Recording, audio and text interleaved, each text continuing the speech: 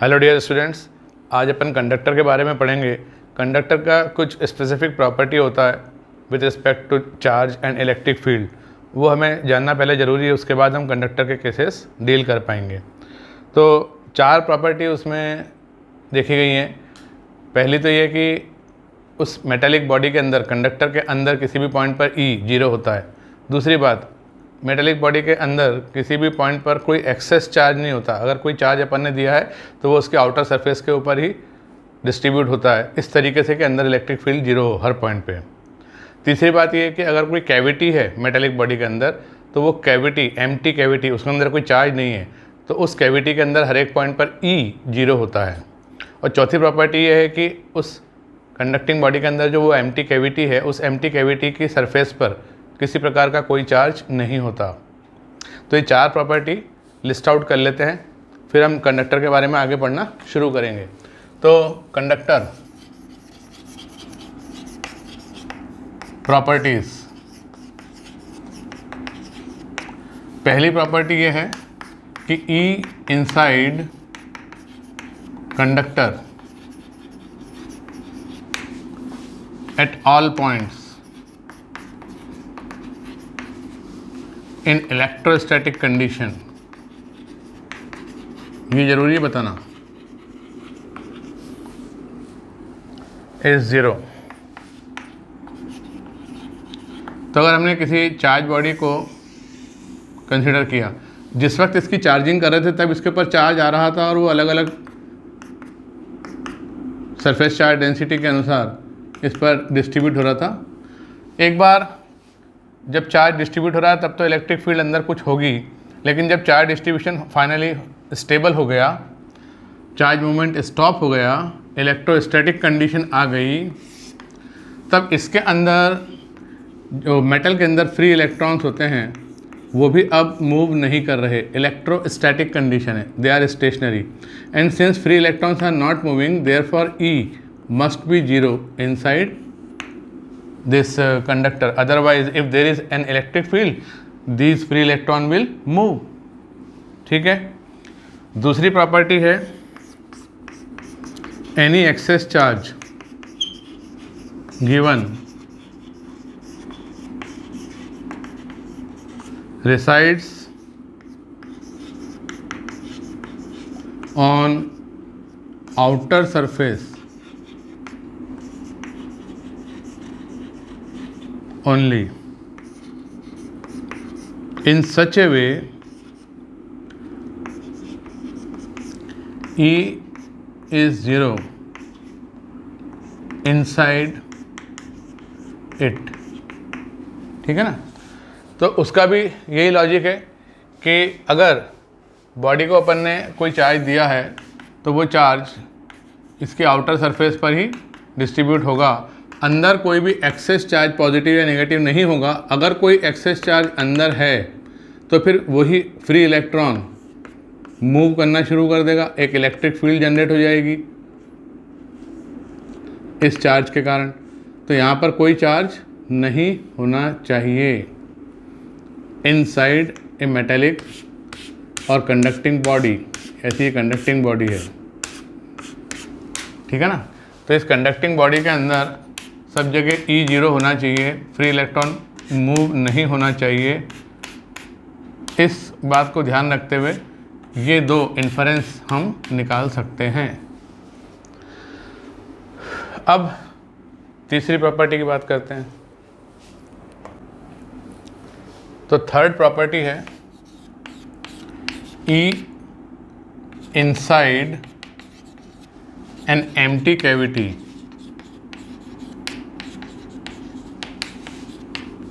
of a conductor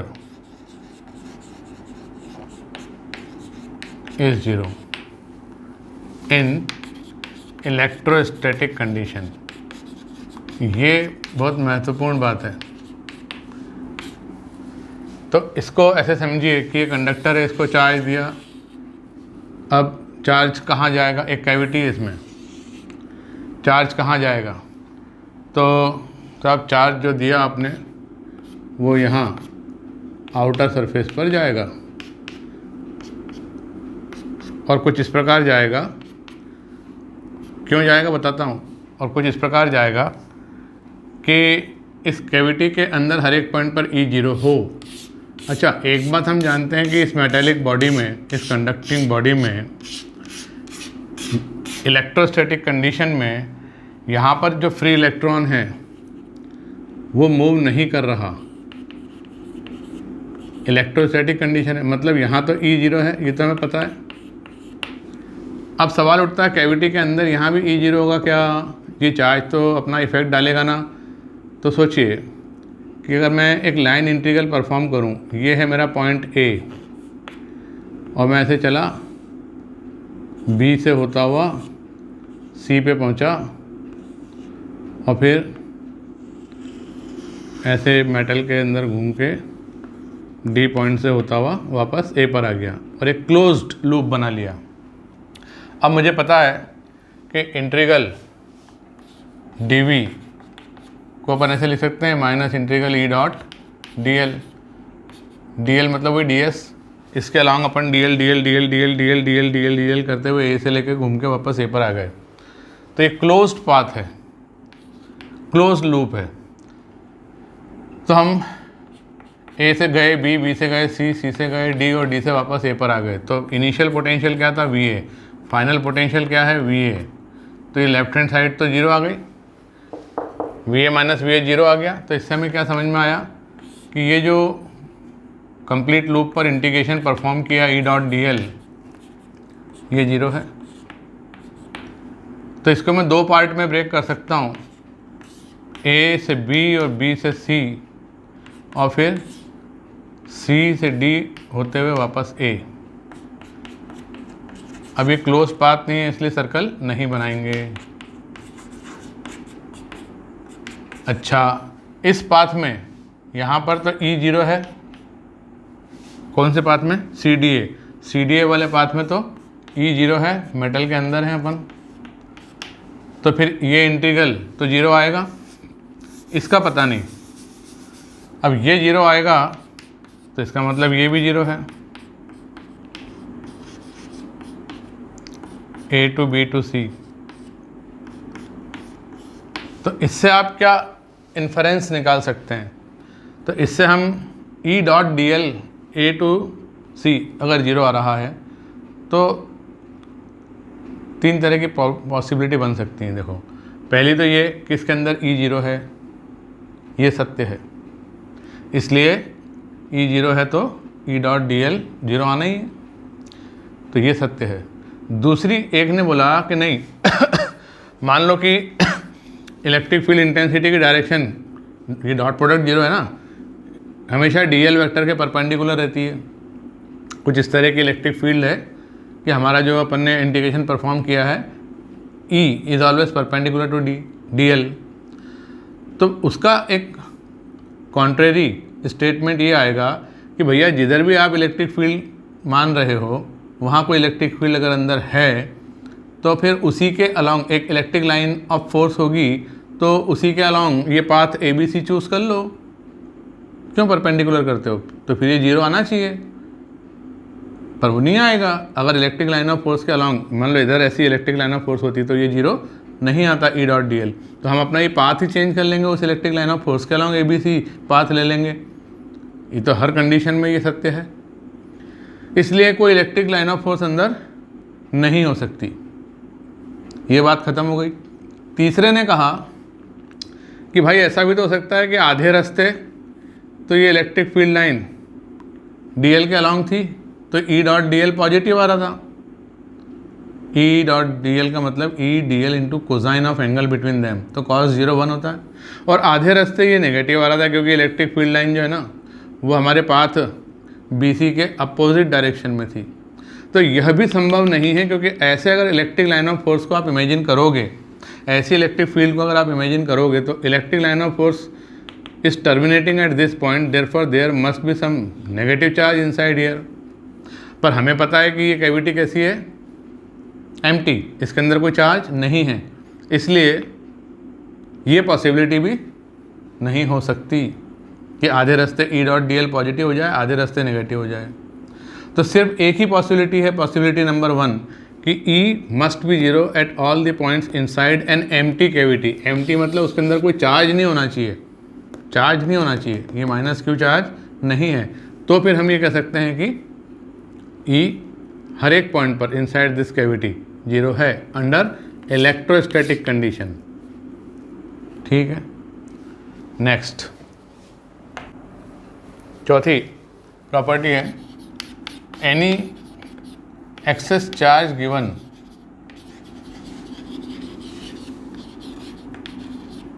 to conductor it resides on outer surface in electrostatic condition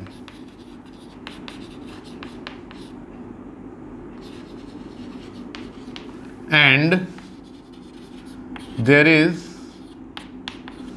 no charge on the surface of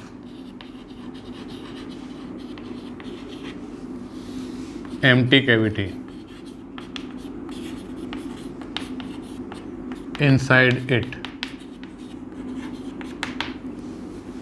तो इसको समझते हैं कि मान लीजिए ये बॉडी है, इसमें एक एम्प्टी कैविटी भी है और अभी ये न्यूट्रल है,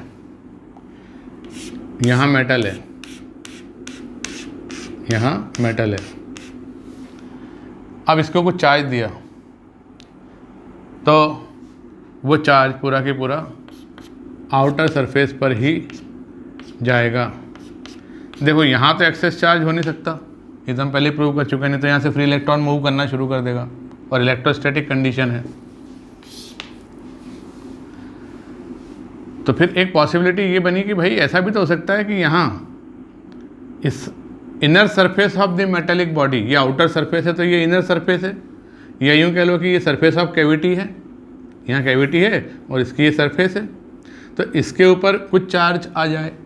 तो गॉस लॉ कहता है, पहला पॉइंट गॉस लॉ कि साहब अगर मैं ऐसा गॉसियन सरफेस इमेजिन करूं तो यहाँ पर E सब जगह जीरो है, तो नेट फ्लक्स जीरो हो जाएगा थ्रू दिस गॉसियन सरफेस, और इसका मतलब कि नेट चार्ज इनसाइड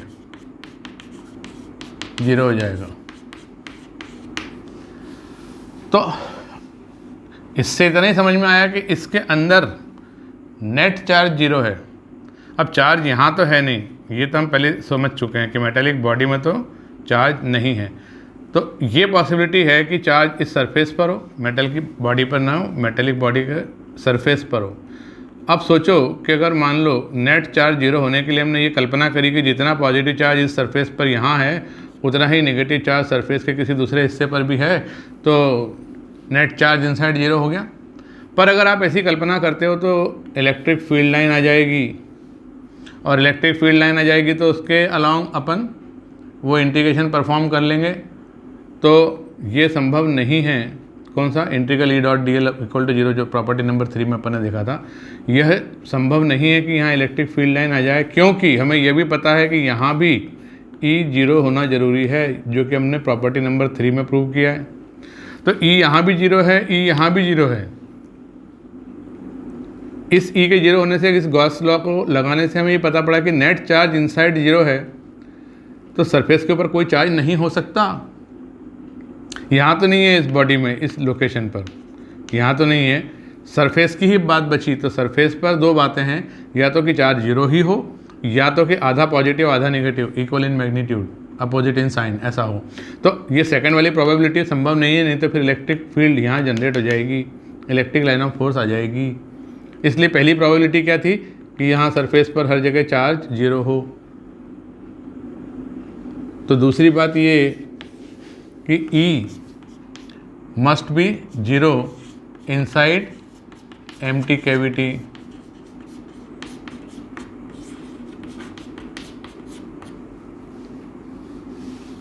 इन दोनों बातों का सहारा लेके हमने ये प्रूव कर दिया कि यहाँ पे कोई चार्ज नहीं रहेगा। मतलब कैसा दिखेगा फिर? तो बॉडी ऐसी है, उसमें कोई कैविटी है और आपने इस पर कुछ चार्ज दिया, तो चार्ज का अरेंजमेंट होगा कुछ देर और चार्ज इस प्रकार से बाहर डिस्ट्रीब्यूट हो जाएगा। सरफेस चार्ज डेंसिटी बराबर ही हो सब जगह, ज़रूरी नहीं है, पोटेंशियल बराबर होगा हर एक पॉइंट पर। और अंदर हर जगह यहाँ E0 है और एम्प्टी कैविटी के अंदर भी E0 है। अब आपने कोई और कुछ चार्ज दिया तो वो चार्ज भी यहाँ पर जाकर ऐड हो जाएगा, तो ये Q प्लस स्मॉल q ऐसा हो जाएगा, ये भी डिस्ट्रीब्यूट हो जाएगा उसी प्रकार कि अंदर यहाँ मेटेलिक बॉडी के अंदर मेटल में यहाँ पर E0 होना चाहिए और एम्प्टी कैविटी के अंदर भी हर पॉइंट पर E0 होना चाहिए। ठीक है, अब इन चारों प्रॉपर्टी को समझने के बाद हम इलेक्ट्रोस्टैटिक शील्डिंग को समझ सकते हैं।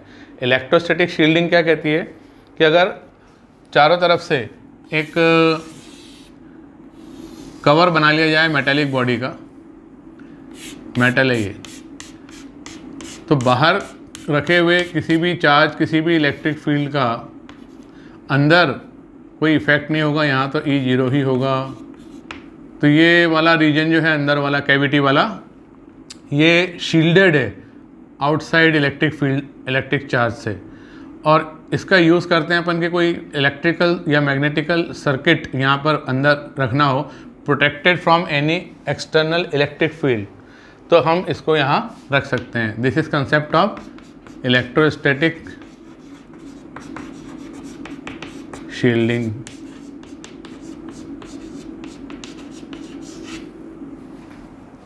ठीक है,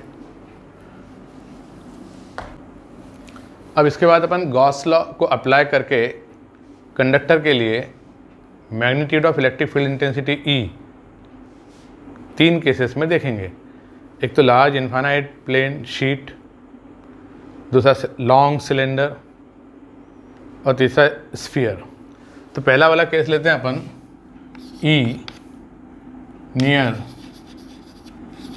a large charged metallic sheet, large। तो ऐसा मेटेलिक शीट, शीट मतलब बड़ी थिन होती है वो, शीट का मतलब ही थिन होता है, प्लेट नहीं है वो।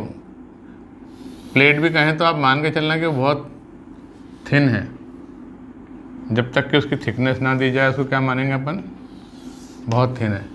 तो अब इसके ऊपर हमने चार्ज दिया तो इस फेस पर भी चार्ज आएगा और इधर वाले फेस पर भी चार्ज आएगा और दोनों तरफ चार्ज डेंसिटी सिग्मा सिग्मा ऐसी आ जाएगी, इक्वल आ जाएगी। तो मान लीजिए इस पर अपन ने Q चार्ज दिया था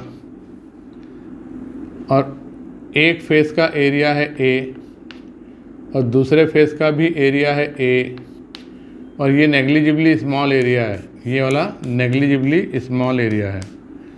तो आधा आधा चार्ज दोनों तरफ डिस्ट्रीब्यूट हो जाएगा, तो सिग्मा आएगा Q/2A और ये भी Q/2A। मतलब Q/2 चार्ज इस फेस पर है एरिया A पर और Q/2 चार्ज उस फेस पर है एरिया A पर। अब बराबर बराबर आएगा, ये कैसे पता आपको? तो हमें पता है कि ये लेयर ऑफ चार्ज हमने पढ़ा था। लेयर ऑफ चार्ज के केस में क्या होता है कि कुछ चार्ज डेंसिटी मान लो सिग्मा 1 यहाँ है और कुछ चार्ज डेंसिटी मेटल प्लेट के दूसरे फेस पर सिग्मा 2 यहाँ है। अब E इनसाइड मेटल 0 होना चाहिए। E 0 होने का मतलब ये है कि इसके कारण जो इलेक्ट्रिक फील्ड जनरेट होगी इधर sigma 1/2 epsilon not layer of charge के कारण, और उस सिग्मा 2 के कारण जनरेट होगी इधर, वो इक्वल अपोजिट होना चाहिए, तभी ना अंदर इलेक्ट्रिक फील्ड इंटेंसिटी 0 होगी। तो सिग्मा 1 इक्वल टू सिग्मा 2 आ गया और उसको हमने सिग्मा लिख लिया। अब इसके पास लार्ज है, ये ध्यान रखना, इसके पास इलेक्ट्रिक फील्ड इंटेंसिटी निकालना है तो गॉस लॉ लगा लो। तो दो तरह से लगा सकते हैं, एक तो ये कि वो जो गॉसियन सरफेस है, चाहे सिलेंड्रिकल हो, चाहे क्यूबॉइडल हो, चाहे क्यूब हो, अब यहाँ sigma coulomb per metre square की चार्ज डेंसिटी है, सरफेस चार्ज डेंसिटी। इसका ये एरिया 1 है, ये एरिया 2 है और ये एरिया 3 है, और ये क्लोज्ड एक सरफेस है, Gaussian surface. Electric field intensity की डायरेक्शन सिमेट्री से लार्ज शीट है ना, ऐसी ही आएगी अवे, और नेगेटिव चार्ज होता तो टूवर्ड्स, और टेढ़ी मेढ़ी नहीं हो सकती, ऊपर जाती हुई होगी तो भैया नीचे जाती हुई भी हो सकती है, फिर ऊपर ही क्यों माना आपने, इसलिए ना ऊपर होगी ना नीचे होगी, ऐसी होगी। अब इस पॉइंट पर अपने को निकालना है E, तो यहाँ पर E की डायरेक्शन तो समझ में आ गई, ऐसी है। एरिया वेक्टर, तो area vector outward normal positive लेके एक एरिया वेक्टर ये बनेगा, एक एरिया वेक्टर यहाँ परपेंडिकुलर टू कर्व्ड सरफेस से घूमता हुआ डी ए लेंगे ना, तो वो जो डी ए होगा उसका हर डी ए का डायरेक्शन E के परपेंडिकुलर रहेगा। और ये तीसरा वाला जो है, इसके लिए ये एरिया A3 मैंने ऐसा लिख दिया। तो गॉस लॉ कहता है कि integral d phi net flux coming out is equal to net charge inside divided by epsilon naught. तो ये एक फ्लक्स तो होगा φ1, एक होगा φ2, तीन सरफेसेस से निकलने वाले फ्लक्स का सम, इसको इक्वेट कर दो net charge inside upon epsilon not से। तो φ1 कैसा होगा, तो E की डायरेक्शन, तो यहाँ पर E क्या है, E तो अंदर 0 है, तो φ1 क्या हो जाएगा, 0.dA का इंटीग्रल।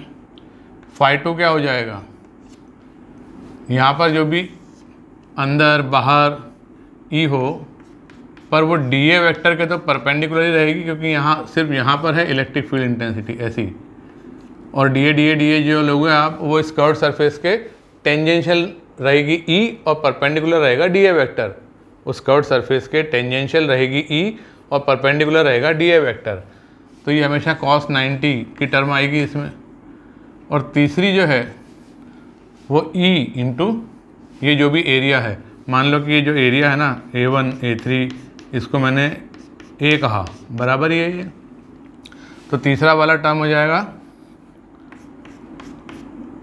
EA cos 0।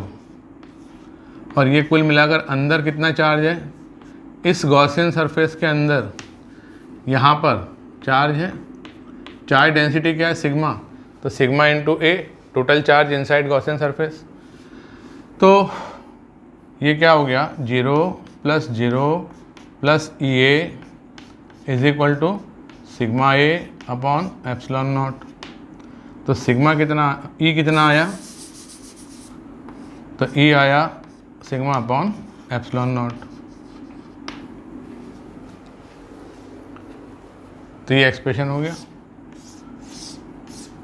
ऐसे ही मेटेलिक शीट, क्या कोई भी मेटेलिक बॉडी हो, उसके केस में E equal to sigma upon epsilon naught ही आएगा। आप इमेजिन करो कि यहाँ पर ऐसी कोई बॉडी ली है अपन ने, मेटेलिक बॉडी होना चाहिए, और यहाँ पर सरफेस चार्ज डेंसिटी कितनी है, सिग्मा। तो अपन यहीं पर एक गॉसियन सरफेस ऐसी इमेजिन कर लेंगे, बिल्कुल छोटी सी। तो यहाँ चूँकि सिग्मा चार्ज डेंसिटी है, तो इससे अवे इलेक्ट्रिक फील्ड ऐसी होगी, तो इसके केस में भी इस सरफेस पर टेंजेंशियल है इलेक्ट्रिक फील्ड, अंदर तो 0 है, तो सिर्फ इसी फेस से बाहर निकलेगी फ्लक्स, और फ्लक्स कितना निकलेगा बाहर, तो इसका एरिया मान लो A है, तो फ्लक्स कितना निकला बाहर, EA। यहाँ पर चार्ज अंदर कितना इंटरसेप्ट हो रहा है, सिग्मा ए अपॉन एप्सिलॉन नॉट। तो इससे भी ई की value sigma upon epsilon not आएगी। मतलब वो मेटेलिक प्लेट हो या कोई भी बॉडी हो जिसके किसी पॉइंट के पास ई निकालना हो और उस पॉइंट के पास सिग्मा चार्ज डेंसिटी हो तो वहाँ ई सिग्मा अपॉन एप्सिलॉन नॉट रहेगी। इसको अपन बाद में और एक बार डिस्कस करेंगे। तो अभी मेटेलिक शीट तो आपको अच्छे से समझ में आ गया, ठीक है। इस लार्ज मेटेलिक प्लेट के डेरिवेशन को एक और तरीके से कर सकते हैं। और मैं क्यों बता रहा हूँ, क्योंकि जो दो प्लेट रखेंगे अपन आगे चलकर और उसके बीच में जो इलेक्ट्रिक फील्ड होगी उससे बनेगा कैपेसिटर। तो कैपेसिटर का पूरा चैप्टर प्लेटों के साथ ही घूमेगा। तो आप प्लेट को अच्छे से समझ लो, चाहे वो प्लेन प्लेट हो या वो स्फेरिकल हो। तो देखिए, जो हमारी प्लेट थी उसमें हमने अंदर E0 है, इस बेसिस पर ये बताया था कि जितना चार्ज डेंसिटी इधर आएगा उतनी चार्ज डेंसिटी इधर आएगा। मान लीजिए पॉजिटिव चार्ज अपन ने दिया है इसको, तो गॉसियन सरफेस अब की बार हमने इस तरीके से आर पार ले ली। इसको कहा फेस 1, इसको कहा फेस 2, इसको कहा फेस 3। एरिया जो है इस फेस 1 का और इस फेस 3 का वो अपन ने ए मान लिया। अब देखिए सिमेट्री से डायरेक्शन, लार्ज प्लेट है, इलेक्ट्रिक फील्ड की डायरेक्शन ऐसी होगी यहाँ और ऐसी होगी यहाँ। एरिया वेक्टर यहाँ पर ऐसा होगा, यहाँ पर ऐसा होगा। और रहा सवाल कर्व्ड सरफेस का, तो कर्व्ड सरफेस के हर एक डीए के परपेंडिकुलर होगी ई, ठीक है ना। तो φ1 + φ2 + φ3 is equal to net charge inside divided by epsilon not.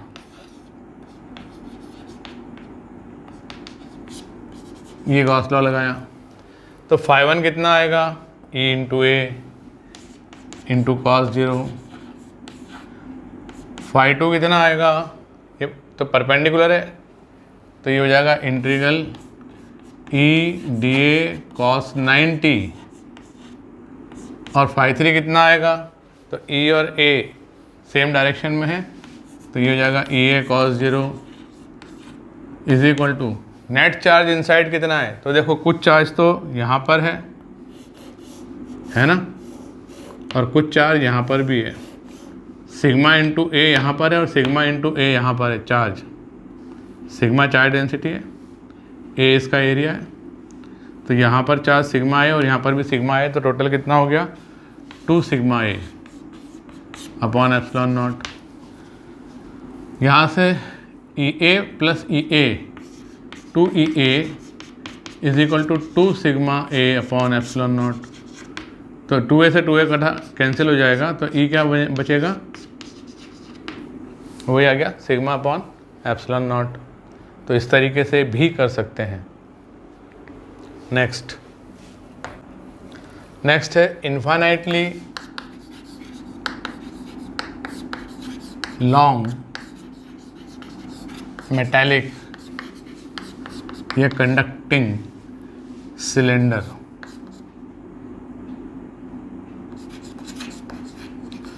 चाहे ये सॉलिड हो चाहे ये हॉलो यानी शेल, दोनों ही केस में सेम आंसर आना है क्या। तो देखिए ये हमारा लॉन्ग मेटालिक सिलेंडर है। अब ये सॉलिड हो चाहे हॉलो हो, चार्ज जो देंगे आप वो तो इसके आउटर सरफेस पर ही रिसाइड करेगा। अंदर मेटेलिक बॉडी हो या कुछ भी ना हो, एम्प्टी हो, चार्ज तो आउटर सरफेस पर ही रहेगा। तो सॉलिड होने के बावजूद भी हॉलो जैसे बिहेव कर रहा है। अब अंदर किसी पॉइंट पर R less than capital R, radius of the cylinder. इस केस में हम शेल थ्योरम से ये कह सकते हैं कि E 0 रहेगा, शेल थ्योरम से। अब इस पे जो चार्ज दिया है पर यूनिट लेंथ काट के अगर अपन देखें तो लेमडा कूलम पर मीटर, ऐसा चार्ज डेंसिटी है इसके ऊपर। अब निकालना है R greater than equal to capital R के लिए, तो अपन बनाएंगे एक गॉसियन सरफेस।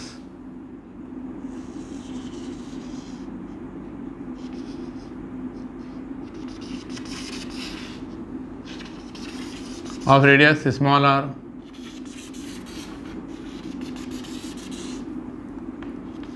एंड लेंथ से L, सिलेंड्रिकल गॉसियन सरफेस। ये हमारी गॉसियन सरफेस है।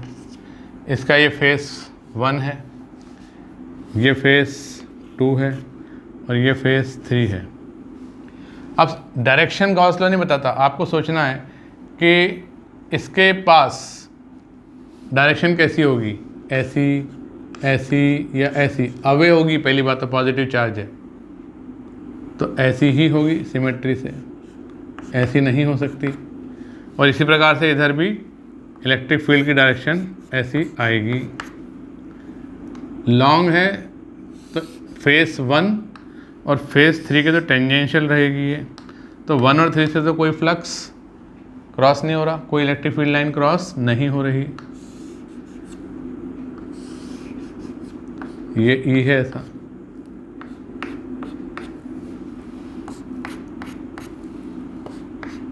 तो सिर्फ कर्व्ड सरफेस एरिया बचा, तो इसके लिए हमने लिखा कि φ1 plus φ2 plus φ3 net flux coming out is equal to net charge inside divided by epsilon 0। तो φ1 कितना है, φ1 0 है, φ2 कितना है, वो कुछ है, उसको निकालना पड़ेगा। कैसे, तो यहाँ रेडियली आउटवर्ड इलेक्ट्रिक फील्ड रहेगी, ये सिलेंडर है ना, तो रेडियली आउटवर्ड इलेक्ट्रिक फील्ड रहेगी। और जो हमारा कर्व्ड सरफेस में DA DA DA DA element आएंगे वो भी रेडियली आउटवर्ड डायरेक्शन में होंगे। तो हम इसको ऐसा लिख सकते हैं कि मैग्नीट्यूड स्मॉल r डिस्टेंस पर सभी तरफ सेम आएगी मैग्नीट्यूड, और डीए के साथ एंगल 0 बनेगा ई का, तो ई डी cos 0, और तीसरा वाला फिर 0। और इसके अंदर चार्ज कितना है, तो per unit length lambda coulomb है और इसकी लेंथ कितनी है L, तो कितना चार्ज होगा अंदर गॉसियन सरफेस के अंदर, intercepted charge lambda into L। अब ये जब आप इंटीग्रेशन परफॉर्म करोगे तो this constant term E can be taken out, और dA को जब आप इंटीग्रेट करोगे तो क्या आएगा, टोटल एरिया कितना होगा 2 पाई R, और हाइट कितनी L, और ये किसके बराबर, lambda L upon epsilon naught. तो E का वैल्यू कितना आया, E आया lambda upon 2 pi epsilon 0 R, या मैं इसको ऐसा लिख सकता हूँ 2k लेमडा अपॉन R, जहाँ की k क्या है 1/4 पाई एप्सिलॉन 0। तो ये एक्सप्रेशन हमारा E का आउटसाइड पॉइंट के लिए आ गया। देखो सरफेस पर जो है ना, कंडक्टर के सरफेस पर E डिफाइंड नहीं होता, क्योंकि अभी जैसा हमने पढ़ा कि आप कोई भी चार्ज इसको दोगे कंडक्टिंग बॉडी को, सॉलिड भी है मान लो ये, तो वो कुछ इस प्रकार से डिस्ट्रीब्यूट होगा कि अंदर कोई एक्सेस चार्ज नहीं होना चाहिए, अंदर इलेक्ट्रिक फील्ड 0 होना चाहिए इलेक्ट्रोस्टैटिक कंडीशन में, फाइनल स्टेबल कंडीशन में। तो चार्ज कहाँ जाएगा, तो चार्ज आउटर सरफेस पर जाएगा, एक्सेस चार्ज मतलब एक्सेस ऑफ और deficiency of electrons will be here on the surface atoms. ये जो एटम्स है ना सरफेस के, यहाँ पर एक्सेस और डेफिशिएंसी ऑफ इलेक्ट्रॉन है, और ये कितने एटम लेना है, तो 1 और 2 एटॉमिक थिकनेस कि एक लेयर इमेजिन करो, उसी के जो एटम्स हैं उन्हीं में ये चार्ज एक्सेस या डेफिशिएंसी वाला होगा। तो इलेक्ट्रिक फील्ड बाहर से जैसे आप अंदर आओगे, क्रॉस करोगे सरफेस को, वो जो 2 एटॉमिक 1 एटॉमिक थिक लेयर है, आउटर लेयर, तो एब्रप्टली चेंज होगा ई। तो एग्जैक्टली इसके सरफेस पर ई डिफाइन नहीं होता, पर हम कह देते हैं कि हाँ just outside surface, just outside surface कितना हो जाएगा 2k लेमडा अपॉन आर, और यहाँ आर क्या हो जाएगा, तो ये r is equal to capital r हो जाएगा। तो सरफेस पर ई कितना होगा, तो ई सरफेस पर ऐसा कह देते हैं हम 2k लेमडा अपॉन आर है, पर ये जस्ट आउटसाइड द सरफेस है एक्चुअली, पर बोलते नहीं ऐसा, समझ जाते हैं। तो इसका अगर अपन ग्राफ बनाएं तो कैसा बनेगा, तो ग्राफ बनाया, ये रेडियल डिस्टेंस, ये रेडियस, ये ई, और यहाँ 2k लेमडा अपॉन आर। तो ये सरफेस पर 2k लेमडा अपॉन आर होगा, और अंदर 0 होगा, और उसके बाद रेक्टेंगुलर हाइपरबोला बनेगा। यहाँ पर एक्सप्रेशन हो जाएगा E is equal to 2k lambda upon small r. तो ये रेक्टेंगुलर हाइपरबोला है, और अंदर क्या है 0। तो ऐसा ग्राफ दिखेगा, समझना है, अंदर E 0 है, यहाँ पर डिफाइंड नहीं है, और बाद में बाहर इस प्रकार से रेक्टेंगुलर हाइपरबोला बन रहा है। तो ये E का रेडियल डिस्टेंस स्मॉल r से ग्राफ बनाया, ठीक है, सरफेस पर 2k lambda by are. Next, इसी प्रकार से स्फीयर का केस लेते हैं। E नियर चार्ज कंडक्टिंग या मेटेलिक स्फीयर। अब चाहे ये सॉलिड हो चाहे ये हॉलो हो, कोई फ़र्क नहीं पड़ता, क्योंकि चार्ज तो सारा आउटर सरफेस पर ही रिसाइड करना है। कितना चार्ज दिया, मान लीजिए Q, रेडियस कितना है इसका, मान लीजिए R, अंदर चार्ज होगा क्या, नहीं। तो वो जो यूनिफॉर्मली चार्ज स्फीयर होता था वो क्या था, नॉन कंडक्टिंग था, वो उसमें वॉल्यूमेट्रिक चार्ज डिस्ट्रीब्यूशन बताया गया था, कण कण में उसका चार्ज दिया गया था। लेकिन कंडक्टिंग स्फीयर में सिर्फ आउटर सरफेस पर ही चार्ज लाया करेगा, अंदर एक्सेस चार्ज 0 है, मेटेलिक बॉडी है। तो इसके अंदर E का क्या होगा और बाहर E का एक्सप्रेशन क्या होगा, तो वही पॉइंट P है जो इसकी distance, radial distance from the centre small r है। तो अंदर हम शेल थ्योरम से बात करेंगे, अंदर E की डायरेक्शन को प्रेडिक्ट करना पॉसिबल नहीं है, इसलिए गॉस लॉ लगाना पॉसिबल नहीं है। जब तक आप इलेक्ट्रिक फील्ड इंटेंसिटी की डायरेक्शन प्रेडिक्ट नहीं करते तब तक इंटीग्रल कैसे परफॉर्म करोगे, इंटीग्रल E डॉट dA है गॉस लॉ में। तो अंदर r लेस देन r के लिए शेल थ्योरम काम करेगी। सब जगह गॉस लॉ लग जाए ज़रूरी नहीं है, कुछ सिमेट्रिक केसेस में ही लग सकती है, जहाँ पर कि इलेक्ट्रिक फील्ड इंटेंसिटी की डायरेक्शन और उसके मैग्नीट्यूड के बारे में कुछ आइडिया हो कि मैग्नीट्यूड हाँ भाई यहाँ सब जगह बराबर होगा, इसलिए अपन ने इंटीग्रेशन परफॉर्म कर लिया। दो बातें ज़रूरी हैं, इलेक्ट्रिक फील्ड इंटेंसिटी की डायरेक्शन भी और उसका मैग्नीट्यूड सब जगह बराबर होगा नहीं होगा, इसका आइडिया होना चाहिए, तब जाके गॉस लॉ लगता है। तो शेल थ्योरम क्या कहती है कि E इनसाइड 0 होगा। फिर बात करें बाहर किसी पॉइंट पर, तो बाहर के लिए गॉस लॉ काम करेगी। तो ऐसा स्फेरिकल गॉसियन सरफेस इमेजिन कर लो, और इसके स्फीयर से इलेक्ट्रिक फील्ड इंटेंसिटी की जो डायरेक्शन होगी वो रेडियली अवे होगी। तो जो हमारा dA वेक्टर है और जो E वेक्टर है, ऐसे एलिमेंट लेंगे ना अपन, तो E और dA वेक्टर दोनों की डायरेक्शन सेम रहेगी। तो हम अब कह सकते हैं कि net flux coming out is equal to net charge inside divided by epsilon naught, ऐसा कर लेंगे। नेट फ्लक्स कमिंग आउट कितना होगा, integral E d A cos 0, अलग अलग एलिमेंट लिए हैं अपन ने, पर सब जगह हर एक एलिमेंट पर रेडियल डिस्टेंस स्मॉल आर पर ई का मैग्नीट्यूड सेम रहेगा, ये हम सिमेट्री से कह सकते हैं। Therefore E can be taken out. ठीक है भाई, अब डी ए सारे एरिया एलिमेंट को अपन एडअप करेंगे मैग्नीट्यूड में, तो वो 4 पाई आर स्क्वायर बन जाएगा is equal to Q upon epsilon naught. तो ई का एक्सप्रेशन क्या आया, K Q square upon K Q upon are square. और वेक्टर फॉर्म में बताएं तो आर कैप। वेक्टर फॉर्म में गॉस ने बताया था क्या निकालना, नहीं, गॉस लॉ ने सिर्फ मैग्नीट्यूड निकालने की बात करी थी, डायरेक्शन तो हम अपने दिमाग से निकाल रहे हैं। ठीक है, ये स्फीयर का केस हो गया। स्फीयर चाहे हॉलो हो चाहे सॉलिड हो, अंदर तो ई 0 ही रहेगा,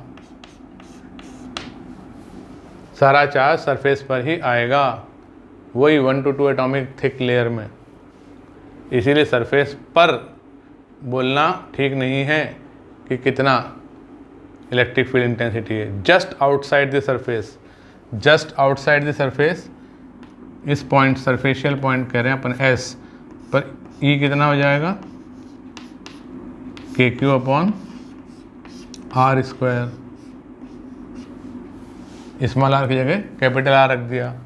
और अगर इसका ग्राफ पूछें तो इसका ग्राफ बनाओ, तो इसी पे बना दूं क्या,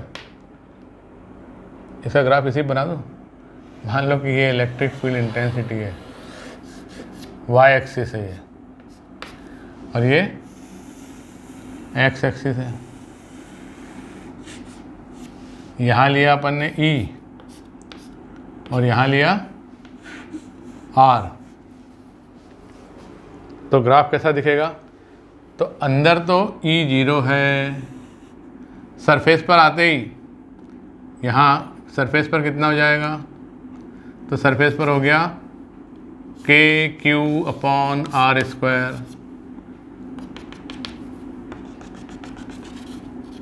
यह नॉट डिफाइंड है। और उसके बाद proportional to 1 upon are square, ऐसा इन्फानाइट पर जाकर मिलेगा ये 0 से, असिम्पटोट है ये एक्स एक्सिस। तो ये ऐसा यूं और proportional to 1 upon are square, ऐसा ग्राफ बना साहब ये ई का रेडियल डिस्टेंस आर के साथ।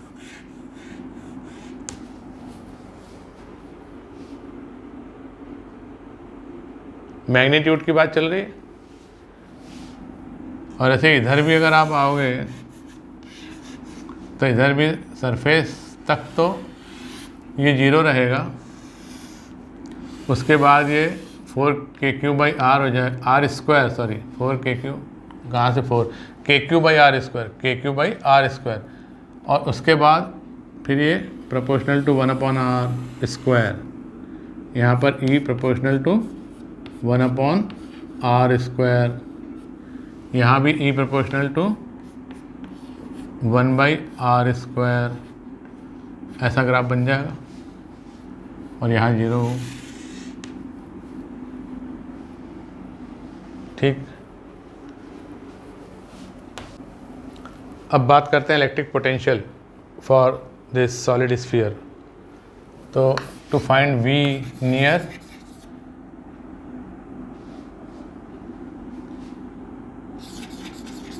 कंडक्टिंग और मेटालिक स्फीयर और स्फेरिकल शेल, दोनों के केस में सेम आएगा। तो हमारा ये स्फीयर है, इसका रेडियस r है, डिस्टेंस स्मॉल r पर एक पॉइंट P है, अंदर E 0 है, इसलिए V कांस्टेंट है, ठीक है ना, क्योंकि dV is equal to minus E dot d S ऐसा होता है। तो E 0 है तो dV 0 है, dV 0 है तो V कांस्टेंट है, मतलब जो सरफेस पर आएगा वही अंदर हर एक पॉइंट पर आएगा।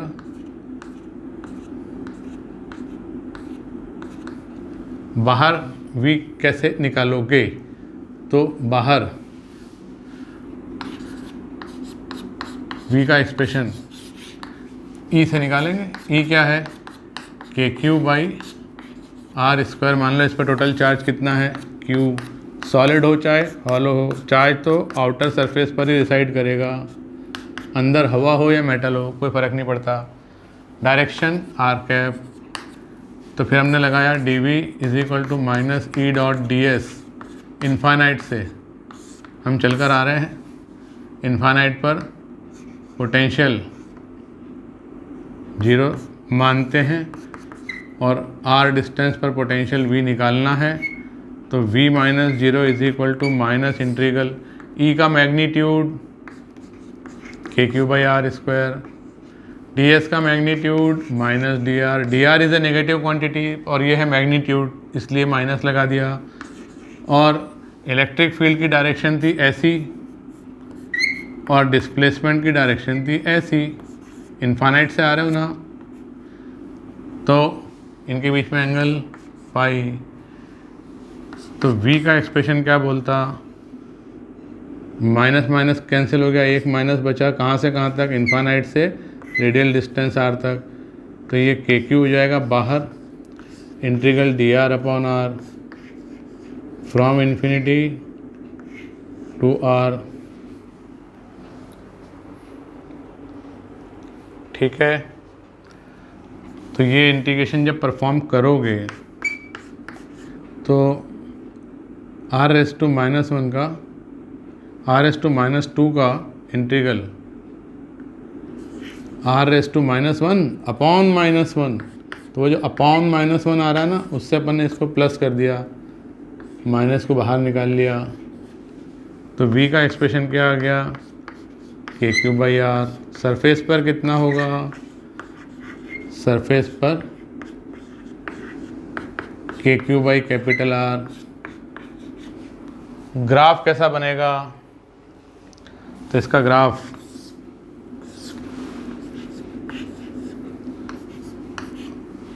जो सरफेस पर है वही अंदर है, क्योंकि अंदर V कांस्टेंट है। तो ये भी लिखना चाहिए R लेस देन R के लिए V कितना होगा, KQ बाई आर। तो यहाँ इसको कांस्टेंट रखो, कहाँ तक, R डिस्टेंस तक कांस्टेंट रखो, कितना, KQ बाई आर ऐसा। और उसके बाद रेक्टेंगुलर हाइपरबोला बनेगा, V proportional to 1 by R. तो ये रेक्टेंगुलर हाइपरबोला बन जाएगा, इन्फानाइट पर जाकर इससे टच करेगा। इसी प्रकार से इधर भी हो जाएगा। तो ये V का ग्राफ बन गया।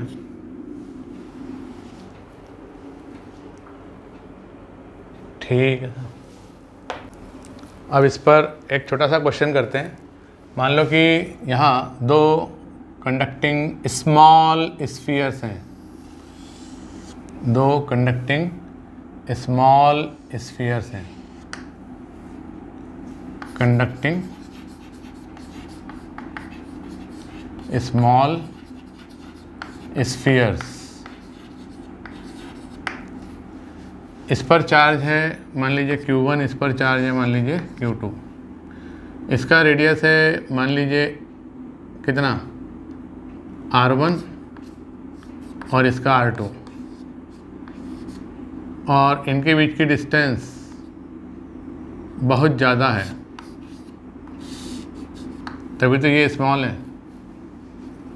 D is very large in comparison to R1 and R2। इनको एक कंडक्टिंग वायर से कनेक्ट करा, इस की को हमने प्रेस किया, क्लोज किया। तो आपको फाइंड करना है final charges on spheres after switch K is closed।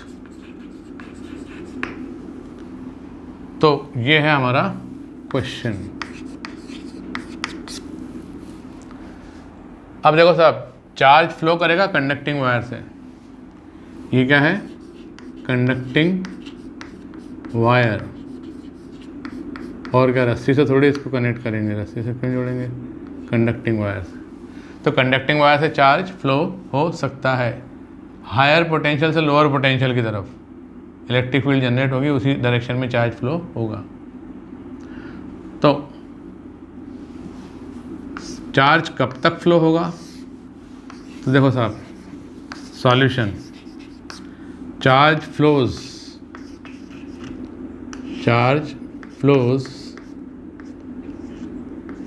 until potential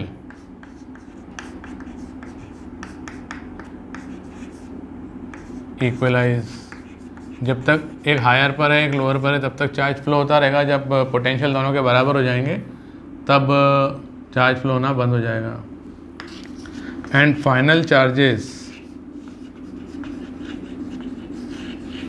are let Q1 and Q2 जो हमें निकालना है। तो देखिए, पहले V1 कितना था? K Q1/R1। और V2 कितना था? K Q2/R2। अगर ये दोनों बराबर थे तो यही आंसर होगा कि फाइनल चार्ज जो है वही Q1 और Q2 ही रहेंगे और कोई चार्ज फ्लो नहीं होगा। लेकिन अगर ये बराबर नहीं हुए तो चार्ज फ्लो करेगा और कॉमन पोटेंशियल V, तो इस पर चार्ज फाइनल है मान लीजिए Q1 और इस पर फाइनल चार्ज है मान लीजिए Q2। तो कॉमन पोटेंशियल हो जाएगा K Q1/R1 या उधर से देखें तो K Q2/R2। तो इससे हमें क्या मिला कि Q1/Q2 जो है वो R1/R2 के बराबर हो गया। और हमें ये भी पता है कि टोटल चार्ज जो है Q1 plus Q2 law of conservation of charges से ये इनिशियल टोटल चार्ज के बराबर होगा फाइनल टोटल चार्ज। तो दो इक्वेशन है और दो अननोन। तो टोटल चार्ज को R1:R2 में डिवाइड कर दो। तो कैसे डिवाइड करते हैं कि इस पूरे चार्ज को R1 प्लस R2 पार्ट्स में ब्रेक करो और फिर R1 पार्ट्स इसको दे दो और इसी प्रकार से R2 पार्ट्स दूसरे वाले को दे दो।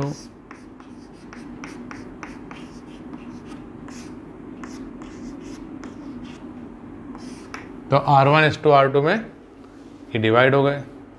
तो जिसका रेडियस ज़्यादा है उस पर फाइनल चार्ज भी ज़्यादा रहेगा, जिससे कि पोटेंशियल दोनों जगह KQ/R सेम आ जाए। इस तरह से चार्ज डिस्ट्रीब्यूट कर दिया। अब इसमें एनर्जी लॉस होगी, चार्ज फ्लो करके जाएगा। तो एनर्जी लॉस क्यों होगी, किस फॉर्म में होगी? तो मान लीजिए कि अगर इस कंडक्टिंग वायर का रेजिस्टेंस है तो हीट लॉस होगा, I² लॉस, जूल हीटिंग। और अगर ये मान रहे हो कि कंडक्टिंग वायर का रेजिस्टेंस नेग्लिजिबली स्मॉल है, 0 ही है, थिक कंडक्टिंग वायर है, तो भी एनर्जी उतनी ही लूज होगी in the form of electromagnetic radiations. ये जो फास्ट मूविंग चार्ज है ना, इससे इलेक्ट्रोमैग्नेटिक रेडिएशन निकलेंगे according to Maxwell's theory. When an electron or a charge is accelerated, it releases some energy in the form of photons। तो वो energy release कितनी होगी। तो पहले इन दोनों की एनर्जी निकाल लो कितनी है, बाद में देख लो कितनी है, डिफरेंस निकाल लो। तो चलो उसको कैलकुलेट करके देखते हैं। तो लॉस ऑफ पोटेंशियल एनर्जी पहले कितनी थी, टोटल पोटेंशियल एनर्जी, बाद में कितनी बची, सब्ट्रैक्ट करने पर लॉस पता लग जाएगा। तो ये पहले कितनी थी, तो जो स्फेरिकल शेल होती है उसकी सेल्फ पोटेंशियल एनर्जी, क्योंकि तो लार्ज डिस्टेंस पर है तो इसकी सेल्फ पोटेंशियल एनर्जी का फॉर्मूला अपन ने पढ़ा था KQ1²/2R1, दूसरे वाले की KQ2²/2R2 माइनस, ये तो इनिशियल हो गई, फाइनल KQ1²/2R1 और नया चार्ज इस पर KQ2²/2R2। ठीक है, तो ये वाले टर्म तो ऐसा ही रहेगा। इसको सॉल्व करता हूँ मैं। तो देखो Q1/R1 यहाँ से और Q2/R2 सेम ही है, तो अपन बाहर कॉमन निकाल सकते हैं Q1/R1। तो Q1/R1 की जगह क्या लिखेंगे अपन, Q1 + Q2/R1 + R2।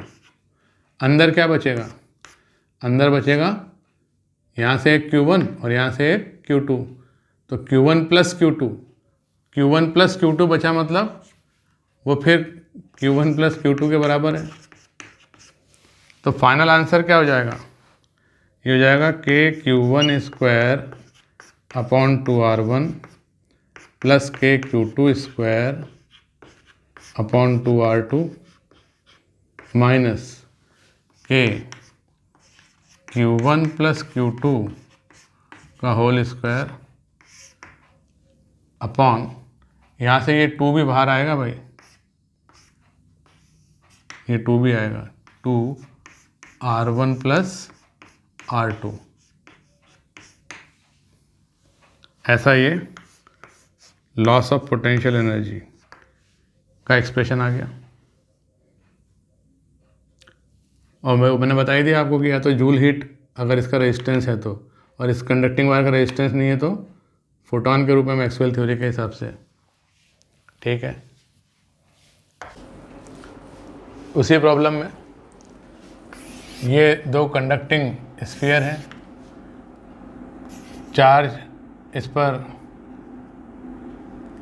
Q1 finally आया था और इस पर Q2 फाइनली आया था, रेडियस इनके R1 और R2 थे, और ये इक्वल पोटेंशियल पर आ गए थे, V1 = V2। तो इससे हमने क्या निकाला था कि Q1/R1 × K = Q2/R2 × K, potential equalise हो गए थे। अब यहाँ पर चार्ज डेंसिटी के बारे में कमेंट करो कि इस कंडक्टिंग स्फीयर पर चार्ज डेंसिटी σ1 और इस पर σ2 है। तो Q1 को मैं कैसे लिख सकता हूँ, σ1 × 4πR1² और ये सिग्मा × 4πR2² तो मुझे क्या मिला, σ1R1 = σ2R2। मतलब जिसका रेडियस होगा ज़्यादा उस पर चार्ज डेंसिटी होगी कम, और जिसका रेडियस होगा कम वहाँ पर चार्ज डेंसिटी होगी ज़्यादा, और चार्ज डेंसिटी ज़्यादा होगी तो वहाँ पर इलेक्ट्रिक फील्ड इंटेंसिटी σ/ε0 से σ/ε0 मेटल के पास में E का एक्सप्रेशन ये भी होगी ज़्यादा। तो जहाँ पर होगी इलेक्ट्रिक फील्ड इंटेंसिटी ज़्यादा, वहाँ पर ये आसपास के हवा के जो फ्री इलेक्ट्रॉन हैं, फ्री इलेक्ट्रॉन तो नहीं है, इलेक्ट्रॉन है एटम के साथ बाउंडेड, उसको ये अट्रैक्ट करेगा मान लो ये बहुत ज़्यादा सिग्मा है, यहाँ पर बहुत ज़्यादा चार्ज डेंसिटी है, यहाँ पर बहुत ज़्यादा ई है तो क्या होगा कि इलेक्ट्रॉन्स जो हैं, ई मान लीजिए ऐसा है ई, तो जो इसके आसपास के हवा के एटम हैं उसका इलेक्ट्रॉन निकलकर इस पर यूँ आएगा, अट्रैक्ट हो जाएगा। उस न्यूक्लियस से अट्रैक्ट होने से ज़्यादा यहाँ पॉजिटिविटी है तो ये अट्रैक्ट कर लेगा, तो इलेक्ट्रॉनों का यहाँ आना मतलब इस पॉजिटिव चार्ज का डिक्रीज़ होना। तो हम इसको ऐसा भी कह सकते हैं जैसे कि ये पॉजिटिव चार्ज लूज़ हो रहा है, स्पार्क दिख रहा है, इलेक्ट्रॉन का मूवमेंट होगा ना तो स्पार्क दिखेगा। तो ये जो इवेंट है, ये जो फिनोमिना है, इसको कोरोना डिस्चार्ज कहते हैं, corona discharge.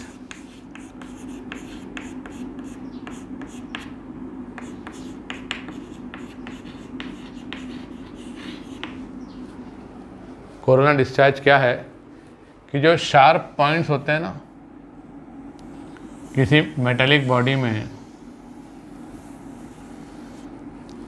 Radius of curvature, यहाँ पर इमेजिन करना ये इस स्फीयर का एक पार्ट मान सकते हैं और ये इसका रेडियस ऑफ कर्वेचर है कम, तो ये छोटे से स्फीयर का एक पॉइंट मान सकते हैं।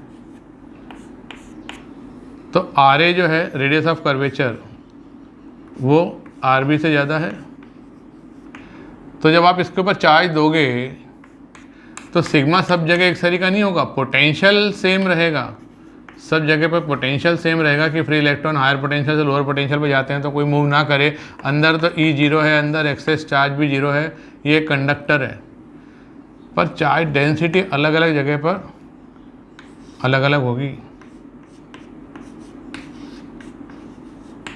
इसी लाइन पर सोच रहे हैं अपन, इसी लाइन पर सोच रहे हैं कि रेडियस अगर है वहाँ पर कम तो चार्ज डेंसिटी है वहाँ पर ज़्यादा, और चार्ज डेंसिटी है ज़्यादा तो इलेक्ट्रिक फील्ड भी है ज़्यादा, और जहाँ पर इलेक्ट्रिक फील्ड होगी ज़्यादा वहाँ पर ये एयर मॉलिक्यूल, एयर एटम के इलेक्ट्रॉनों को अट्रैक्ट कर लेगा और एक स्पार्क दिखेगा। और शार्प एंड जो होते हैं, इसीलिए जो शार्प एंड होते हैं कंडक्टर के, वहाँ से कोरोना डिस्चार्ज होता है, मतलब चार्ज लीक होता है। तो एक कोरोना डिस्चार्ज का कॉन्सेप्ट भी आ गया। बस आज के लेक्चर को हम यहाँ स्टॉप करते हैं, इसके आगे कंटिन्यू रखेंगे, बड़ा इंटरेस्टिंग है, अब तो न्यूमेरिकल है कंडक्टर पे। तो keep watching, wait for the next lecture. Thank you very much.